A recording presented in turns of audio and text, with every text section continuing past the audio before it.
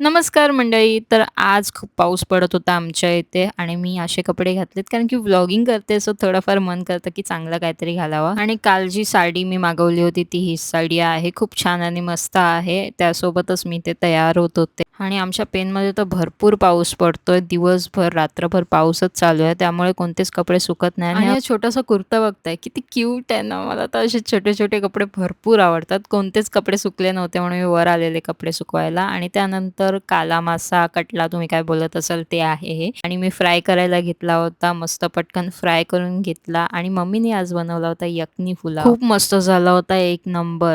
आणि त्यानंतर मग बेबी उठला. बेबीसोबत थोडाफार खेळले कारण की त्याला अंघोळ घालायची होती आणि तो मस्त खेळत होता, झोपलेला एवढा वेळ आणि त्यासोबत मी खेळत होते. आता तुम्ही विचार करत असाल जेव्हा पाळण्यात घालायचं होतं तेव्हा वेगळा पाळणा होता आणि आता वेगळा पाळणा आहे. ही स्टोरी मी तुम्हाला नंतर सांगेल. खूप मोठी स्टोरी आहे कारण की खूप मोठा व्हिडिओ लागेल त्यासाठी. तर पटापट मी लेप बनवून घेतला आणि आम्ही कोकोनट ऑइलच यूज करतो मालिशला. त्यानंतर मी जेवून घेतलं. बिर्याणी खूप छान झाली होती.